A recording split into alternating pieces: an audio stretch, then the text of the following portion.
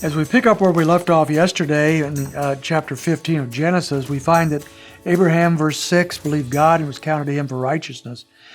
And so now he is walking with the Lord in faith. But, sometimes our faith falters. Sometimes we simply make bad choices. Sometimes we just don't see a way forward, and we doubt we can trust God with what's happening. That's what we find happening now in the life of Abraham and Sarai. In chapter 16, Abram and Sarai is still their name at this point. They've been in the land, according to verse 3, about 10 years. Abraham's about 85 years old now. God had given them a promise of a son who would carry on their line and carry out the blessings God was giving them.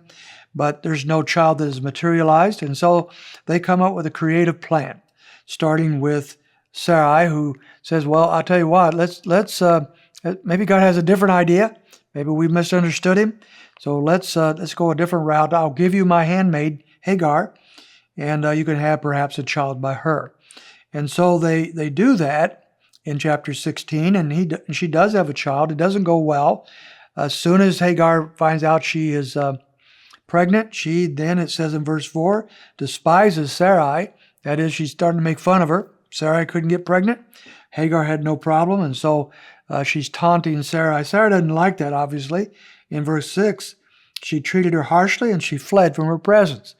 So whatever Sarai did to her, she ran her out of town. She left and ran away, even though she had really no place to go. The Lord shows up in verse 9 and tells her to go back to your mistress and submit to her authority. So Hagar was in rebellion of some kind. And so the Lord tells her to go back, do what you're supposed to do. And on top of that, he gives her a promise in verse 10. I will greatly multiply your descendants.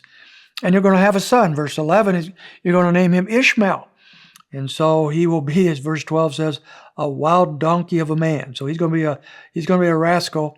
He's going to be difficult. And his own personal life during this time and the descendants that follow was always a problem for Israel and God's people. And is to this very day. There's problems that stem back to the descendants of the two nations. But she did call on the Lord here, and Abram now, verse 16, is 86 years old when Ishmael is born. Now we have a big gap here between 16 and 17. We see a 13-year gap between the time Hagar bears Ishmael and the next time we hear of Abraham. So think about that. There wasn't this constant communication going on with God. There wasn't this, as a matter of fact, he goes for over a decade, 13 years of just living in the land, doing his thing, day by day by day, and no reference from God whatsoever. But when we come to chapter 17, the Lord once again shows up, and he says, I'm God Almighty. Verse 1, walk with me and be blameless. I will establish my covenant between me and you, and I'll multiply you exceedingly.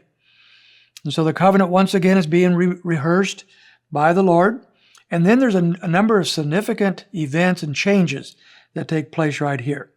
In verse 4, not only is a covenant for you, and I'll make you a father of many nations, I'm going to change your name.